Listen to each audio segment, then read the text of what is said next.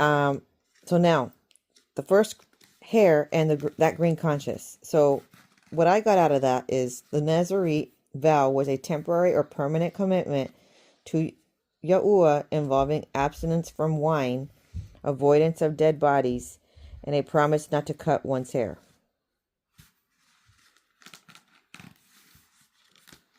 So a symbol of strength and dedication. For Samson, his uncut hair was a visible sign of his consecration to Yahuwah. His immense physical strength was directly tied to his obedience to this vow. So I'm not entirely like saying everybody that's listening to this prophetic word needs to not cut their hair. Okay. You take it to the Most High to get confirmation. Okay. But a definitely avoidance of dead bodies and avoidance of wine. It was a different prophetic word that I received recently. He says he didn't want me to have any drinks. He knew I was going to attend an event. That event is coming up in a few days from now, from recording this word. But he told me this like weeks ago that he does not want me to drink at that. Obviously, I'm not the person to get, drunk or anything like that, but like, a glass of wine or something like that. Not even that though. I said, okay, that's fine. I don't need to have a drink. I really don't. And then yesterday I came across, I was on Facebook and I saw this Curious Elixirs. Okay. And they're like mocktails. So there's no alcohol in them. Anyways, they're putting them in these icy nice glasses, right? And they're adding fruit to it. Anyways, it's made out of these herbs and juices, like fruit juices. That it looks quite delicious. It's an alternative for those who are not wanting to drink, but they want a tasty drink. But within the drink, the herbs balance hormones. They boost the immune system, and then they balance the mood. What else do they do? They're antioxidant, anti-inflammatory. And so I just thought that's something that sounds like an option for myself, because I take a lot of supplements like herbs. But obviously tinctures are the best because they go directly into your system. So a tincture would be like a little doppel and you drink it, but sometimes the bitter herbs are incredibly nasty. Okay. So then I'm thinking, hey, this could be an option where I could still get these. And they also balance. The main thing there was like lowering the cortisol, and that's personally what I need to do. So that's what I thought would be a good option. So they look quite tasty. Obviously, if you know how to make drinks, you can make it that style. That it's called Curious Elixirs, right? And it's just this like juice with ice. But there's a lot of health benefits with drinking these cold teas, basically.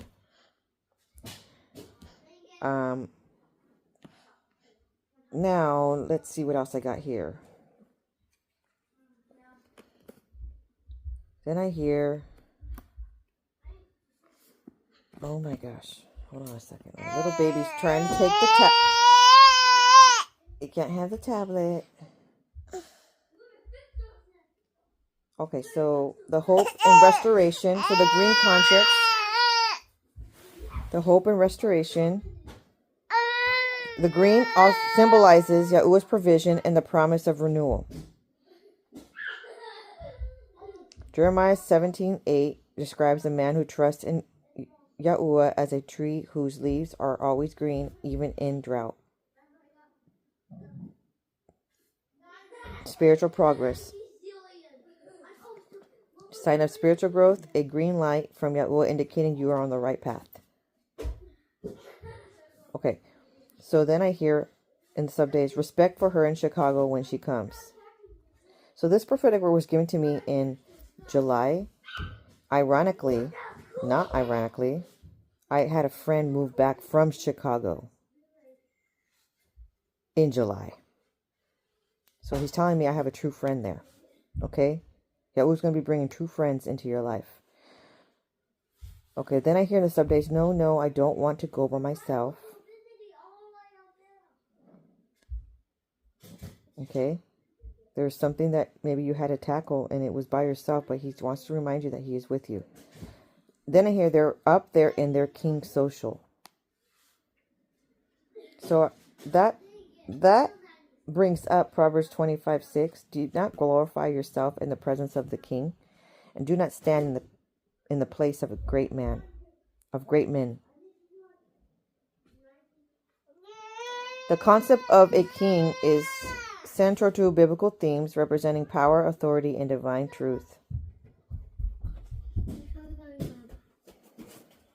Honestly, that phrase, they're up there in their king social, sort of elaborated an elaboration of a dream that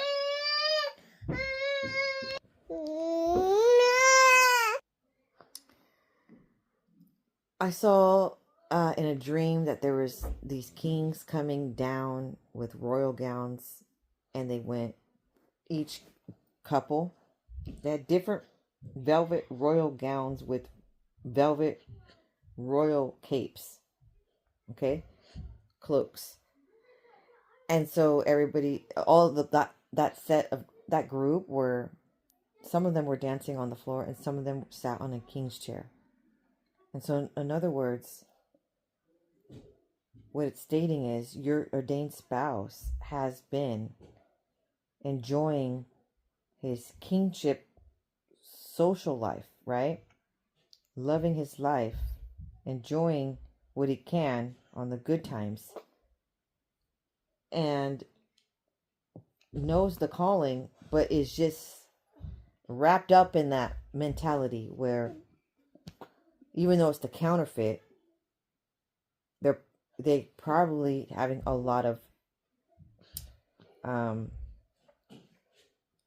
a lifestyle of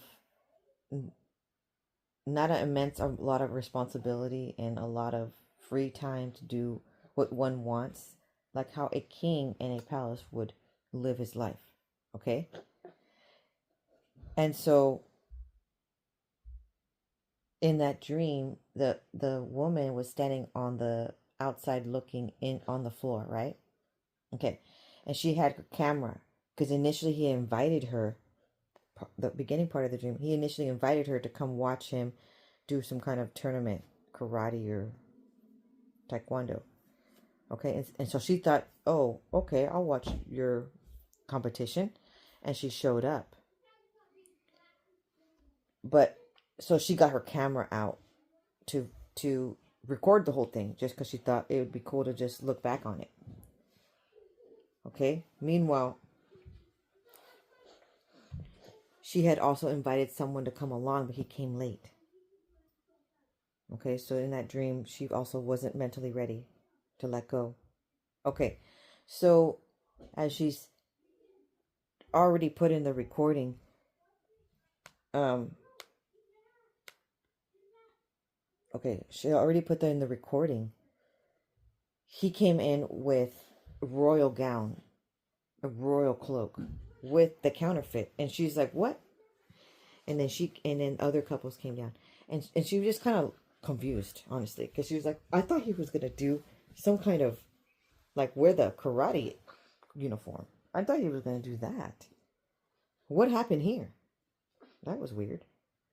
Also, she didn't know that he was still quite attached to the counterfeit, even though it was kind of troublesome relationship, obviously, because there's no grace on it, right? So she just didn't understand that. So a lot of people are mustering through, and they're portraying a lot of joy, and they're not really having it. Okay? But they may just put up with it because they don't want to, upset anybody. They don't want to, admit it's all feels so wrong. Because it comes with a luxurious life that they feel is luxurious, right? Okay, so when she was recording, obviously she waited for that couple to get on the floor, I guess, because she was looking through the camera of the phone. She wasn't under. She didn't look like wider outer picture. Later on, she did, and she kept noticing that this couple that was on the dance floor, a man, kept looking at her, and she kept looking for him on the. Before she noticed that he was sitting at the king's chair, she kept looking for him on the dance floor in the gym, right? It was a gym dance floor, and somebody else kept staring at her and kept like flipping his head as they were turning. He was dancing with somebody else, and he was wearing blue. The ordained spouse originally was wearing green, royal outfit, like a Renaissance outfit. I have more of a back story to that on another prophetic word, right? I'll link here. But anyway,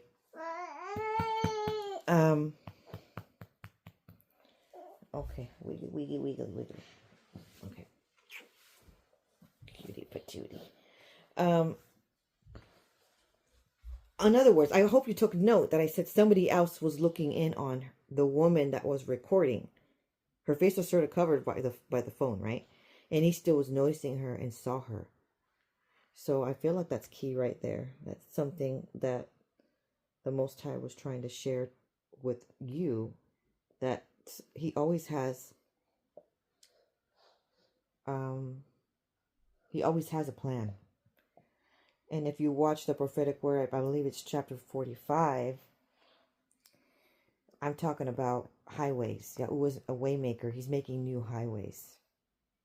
Why would he say that? There had to have been a change. Something shifted. There had to have been something that he knows in the future. Okay? With other things besides the Ordained Spouse series are shifting.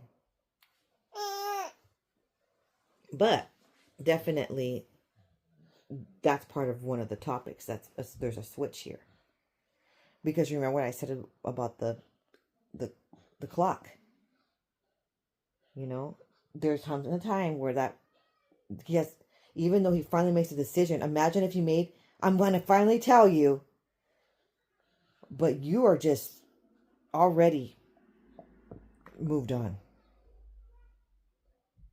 Because Yahuwah told you to move forward. Because maybe that person's not going to say it, even though he feels it, even though he knows it with like 100%. And maybe he has another plan. Okay? Because everybody has self-will, right? Some people, they know that they're suffering. Just like many, many times, we've all been in relationships where it wasn't the one, and then all of a sudden we found somebody, right? Okay, well, just like that, some people stay in that relationship. They know it sucks. They know it's such a downer. They know that in order to get that relationship to work, you may be doing all of the work. You may be, the communicator, the giver, the planner, everything. And they don't lift a finger much, right? Or it may be a situation where abusive. Or it may be a situation where you're in a narcissistic relationship. It may be a situation where you're in a loveless relationship. It may be a situation where it's not equally yoked. And all those scenarios that I just explained, it's not equally yoked. They don't worship the Most High. That's the main one. That's the main thing that he's trying to get you to connect with. Someone that, follows his commandments, commandments, and worships the Most High. Okay, well, guess what? Many people still stay with that person, and they're suffering, and they're not happy. Okay, let's move on. Okay. Then he says, or when we get home, not to keep putting words in my mouth. In other words,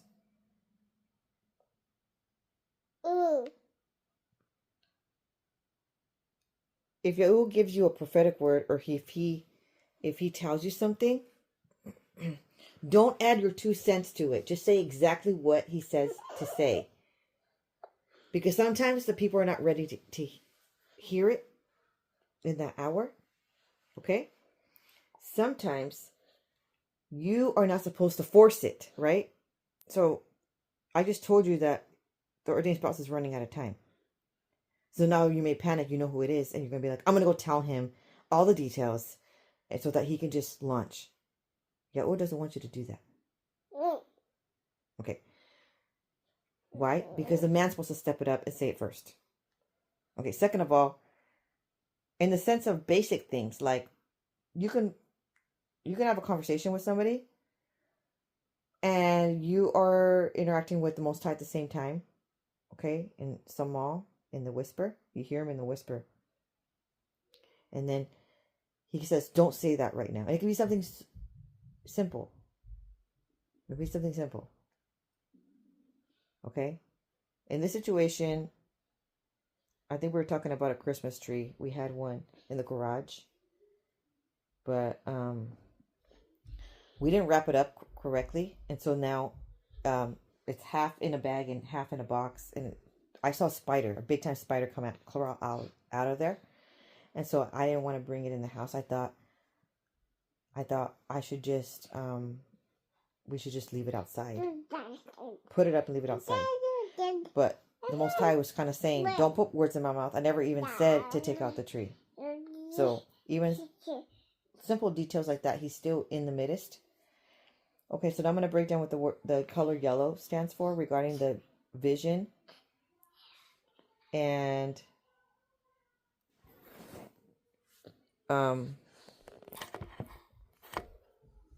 of the black background with the bright flowers. Okay. Yellow is strongly linked to gold, which is used in religious structures and represents the glory and holiness of Yahuwah. It can also represent divine light seen during the transfiguration of Yahusha. Okay, hope and joy is often associated with happiness, new beginnings, and the joy of Yahuwah's presence. Yahuwah's provision. Flowers, in general, are a metaphor for Yahuwah's care for his creation, with yellow flowers symbolizing his provision and blessings, especially during the harvest time. Red, seeing a red flower can symbolize love, passion, sacrifice, hope, and its most significant meaning is often tied to Yahusha's sacrifice, blood shed on the cross. The color red itself can represent sin, while red flowers, like the red rose of Sharon, often associated with divine love and redemption. Purple, royal and authority. Due to the color's association with the kings and the high priesthood, it can also symbolize sorrow, suffering, and repentance. The 2 nests in the dream. Double portion. It represents protection. So double portion of protection. A bird's nest can symbolize various things, including protection, provision, and Yahuwah's care. It also represents the human desire for security and the importance of family and nurturing.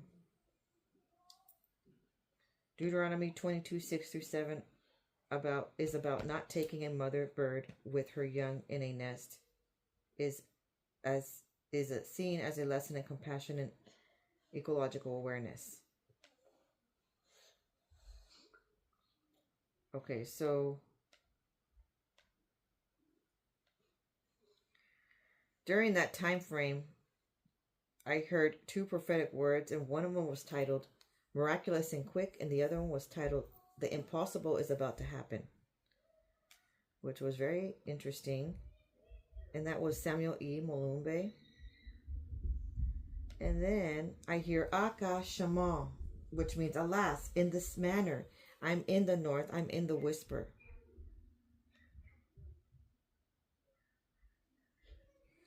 Okay. And the gate has a lot to do with, signifies opportunities that can cause someone to progress in affairs of life, such as marital or career finances. So that was a lot. That was definitely a lot of information. And so I'm jumping right in to a prophetic word. This is still chapter 46, part 2, continued. Prophetic year 5786 has a lot to do with hook. The letter 6 means hook. It's the letter Vav in Hebrew. Has a lot to do with on heaven as it is on earth. Yahuwah is hooking heaven on earth. He is bringing in his miracles, okay, and judgment. So this was given to me on 7/21/2025, and I had a dream. But this also comes with the sub-days quiet, quiet, quiet, victory. But he said it in a whisper, like quiet, quiet, quiet, victory, right? And then I hear connect with diluvian. Basically, he wants me to connect with the flood. He wants me to connect this prophetic word with Noah's Ark, as in the times of Noah. Okay?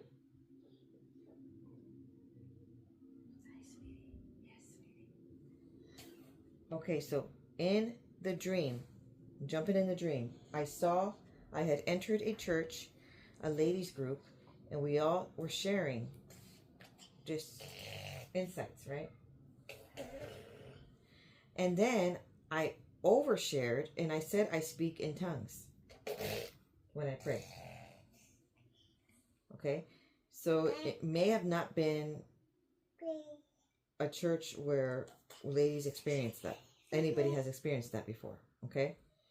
Ladies were intrigued and I shared, I hear the Most High speaking in a whisper.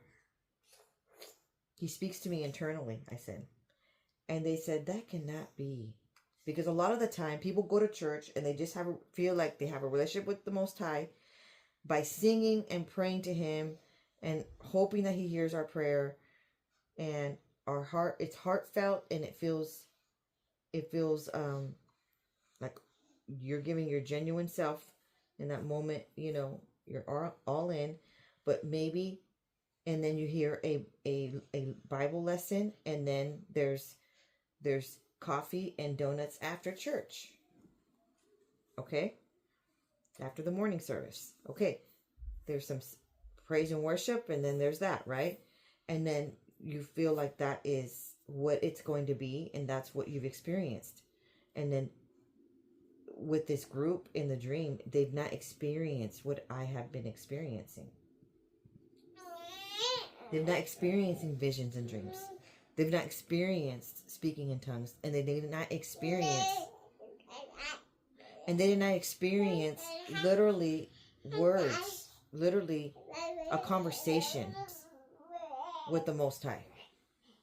They have not ever experienced that, or you may have not. And this is the journey that we are on. I am showing you how to know the Heavenly Father on a personal level, because a personal relationship, it's not just going to church every Sunday and that's going to make it be enough. Yahuwah is expecting a personal relationship with His Son, Yahusha. Through Yahusha, you will know the Father. Right?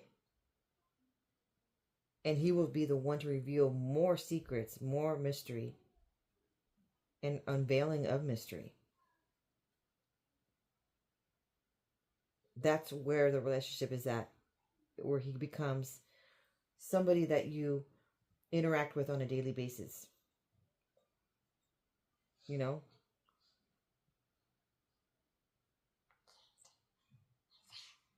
Okay, so let's go back into the dream. Okay, so the ladies were intrigued, and I heard the Most High because he speaks to me. They were saying, no, that can't be. And I said, I hear him. And I stood my ground. I said, I truly hear him. I can't make this up. Everything that I write in my journal, I can't make this up. And then I said, as a matter of fact, his real name in Hebrew, the creator real name is Yahuwah. It's not God, right? And then a few of the ladies enjoyed this new insight, while a few were second guessing me. Obviously, because this is what they've heard all their lives.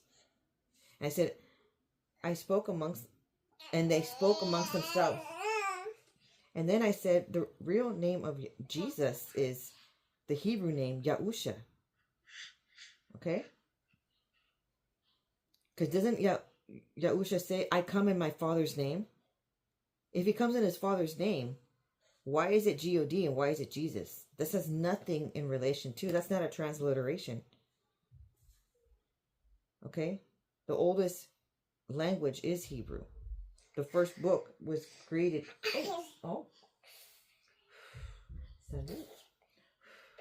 The oldest Bible is, and the oldest language is in Hebrew. Okay, so then obviously it's going to be Hebrew names, right? Okay, so if he comes in his Father's name, Yahuwah, Yahusha. Yahuwah is the Father. Yahusha. It makes sense, right? That's correct then. Besides the point. Okay, so then I said it's a beautiful name, and they were all in awe. Then suddenly, I'm in the dream. I'm still talking about the dream now. Then suddenly there was an emergency, and we were told we need to evacuate because the church is flooding. The building itself. And outside, there was a flood as well. And we had to leave our things to rush out. And there was an inflated raft. We were to get in. But a man with big muscles came by and said, everyone buddy up. And he looked at this woman and pointed to her and said, I'm in charge of her. And I take care of her. Okay? And this woman looked like she had been blessed.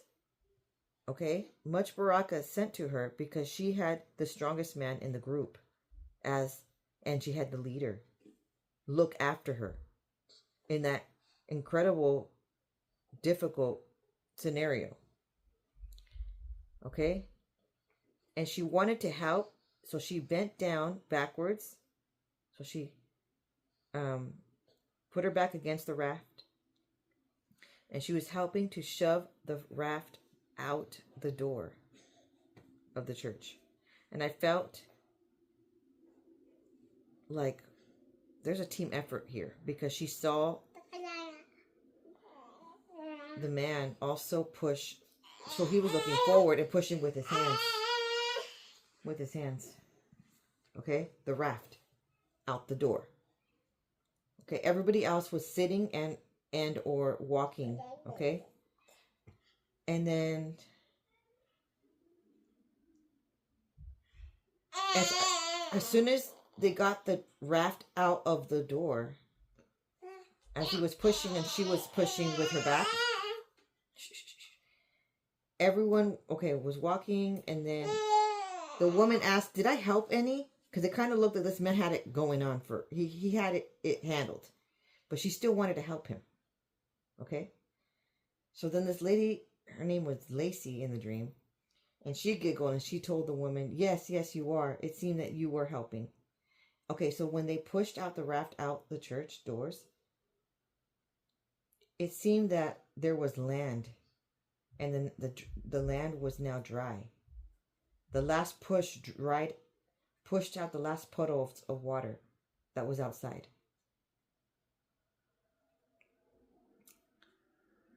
Okay, so they both, she got up, he got up, and then he went to the front of the group and was leading the entire group to a destination that seemed to be up on a hill. Okay? They're going to be a walk. So then suddenly, the woman recalls that she has a bag and she has a cell phone. And that it was in the church, right? And that she also had some relationship with someone. That she wanted to call them to let her know. So that he can meet her there at the new destination.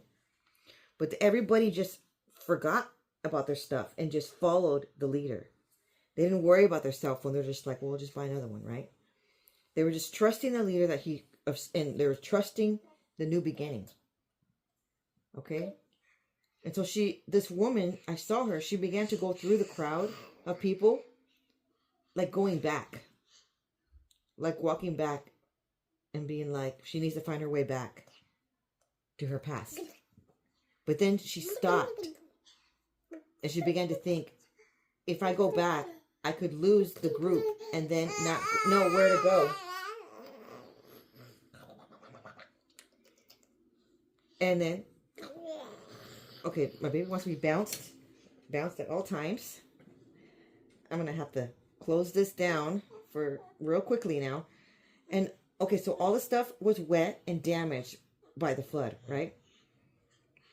And she realized she could just get a new phone, a new bag, new purse, and she could just follow the leader. And when she thought that she could just do that, I woke up. Okay, so when it says connect with the diluvian, I was like, I've never even heard that word in my entire life.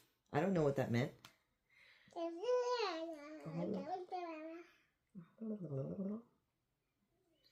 Okay, so that means relating to or brought about by a flood. Okay, so it means, what does post-diluvian mean? Because it kind of looked like post-flood, the whole situation, right? Means existing or occurring after the biblical flood of Noah.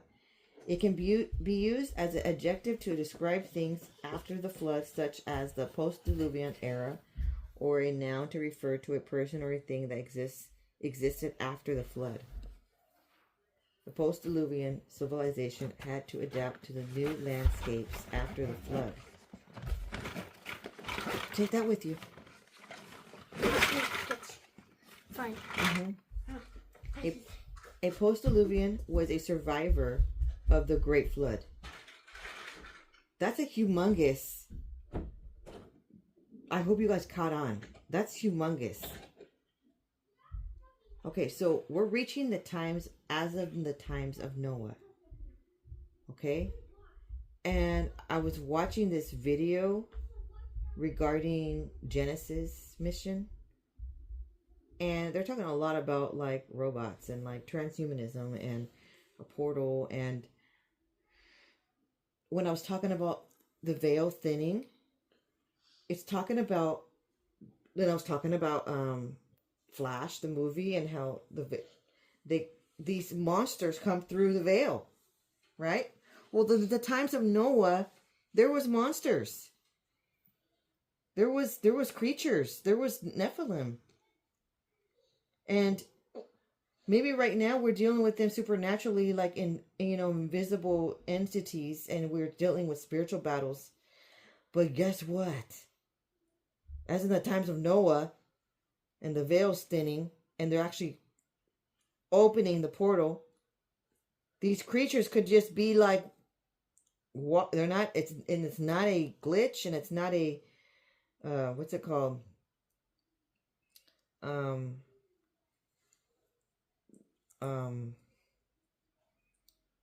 Like a hologram.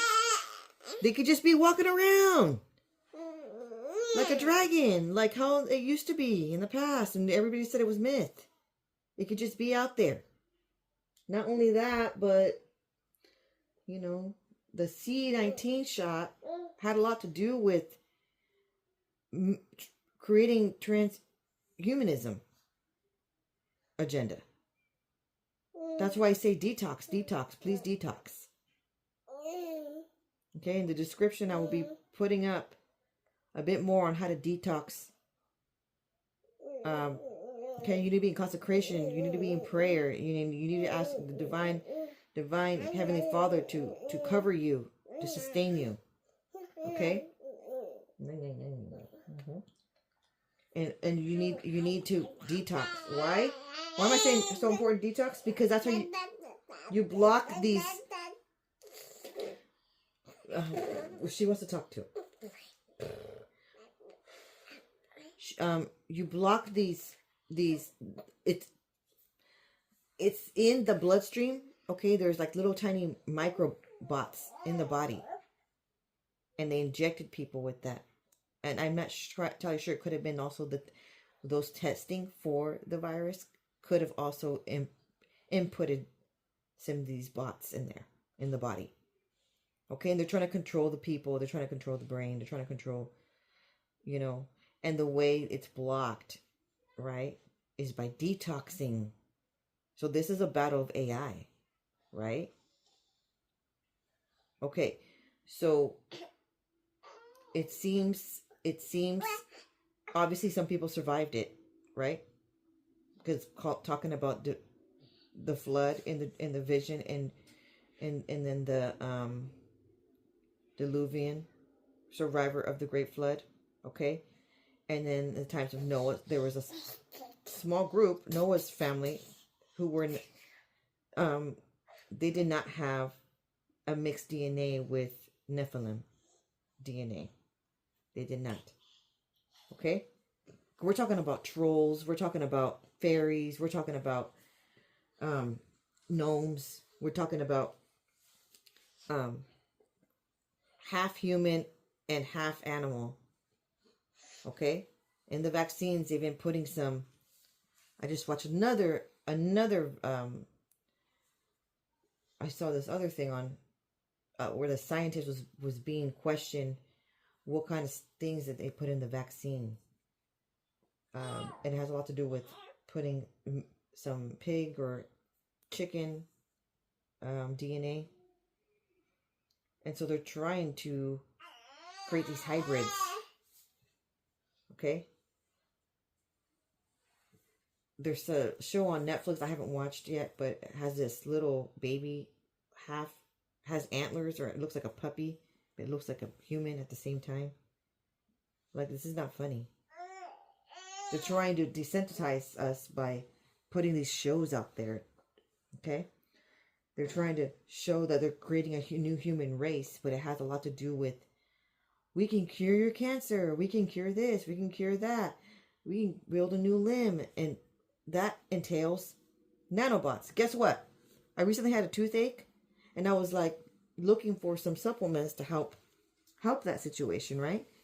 And I found this toothpaste, and it was like, oh, this heals, and this builds enamel, and this builds a tooth, and like not and build a whole new tooth, but like will repair, so you don't have to have a root canal or something. And I'm like, wow, this is amazing. And then I read in the fine print. Guess what?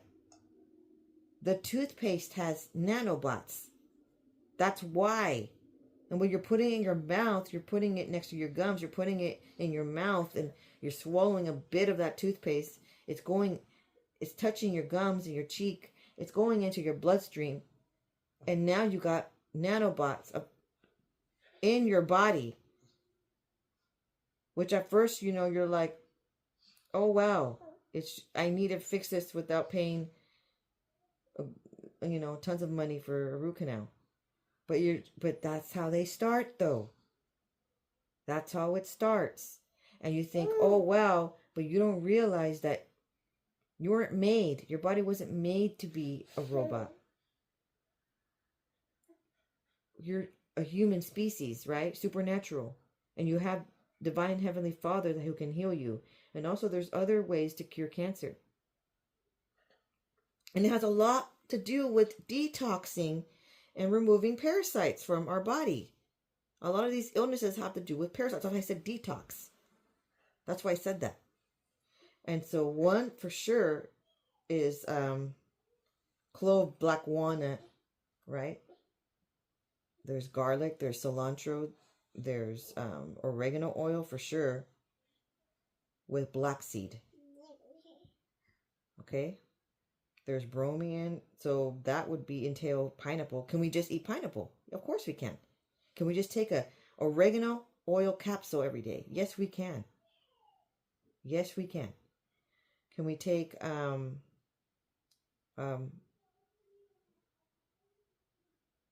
what is that other one called? Olive oil. A spoonful of olive oil. Yes, we can. It's these things of detoxing is not going to break the bank. It's not going to make your body suffering. In fact, it's going to rejuvenate your body. Okay? And we're talking about praying for supernatural protection, because we're living in those times. We're going to need supernatural protection.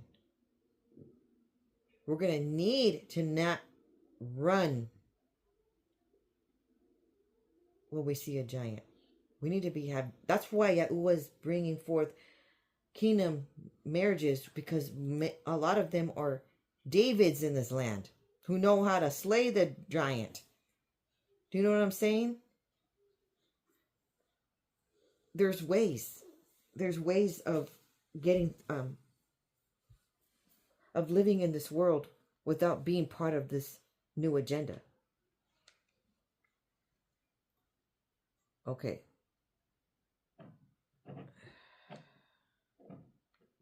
Noah's lineage. Perfect in all his generations. That means he was not the product of a giant lineage. Nephilim, okay? And the Nephilim are described in Genesis as the offspring of fallen angels and the human women. The giants of Noah's day. Genesis 6:4 does say there were giants on earth in those days, but the Bible distinguishes them from Noah. So some theories propose that Noah and his family repopulated the earth. Okay. And there are some that say that some giant DNA survived through Ham's wife, the wife of one of Noah's sons. So in other words, who the Most High is, who that man that in the dream, now I'm talking about the dream, and there was a really strong man in there that was in charge of that woman.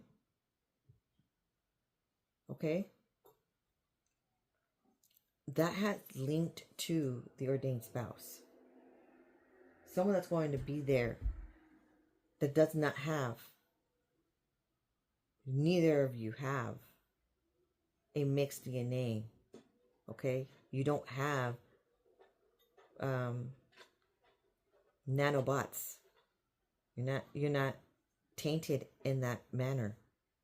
And that's the offspring that goes on. Okay, that's the lineage that goes on, and you have offspring.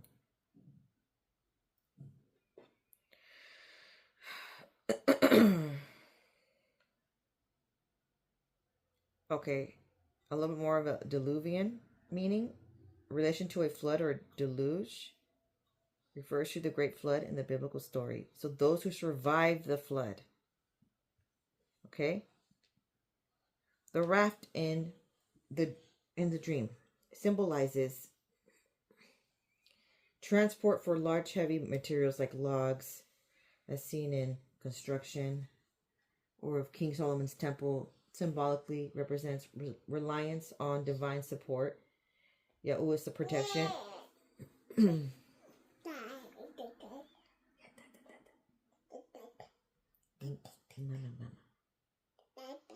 Mama. Okay, so it also means both an emergency escape from a spiritual or personal crisis and a sense of powerlessness or aimlessness. A raft can also represent an uncertainty journey or a new successful enterprise, depending on the dream specifics, such as condition of the raft and the water, if the water in it or not. The water was not in it. It pushed the water out, actually, from beneath.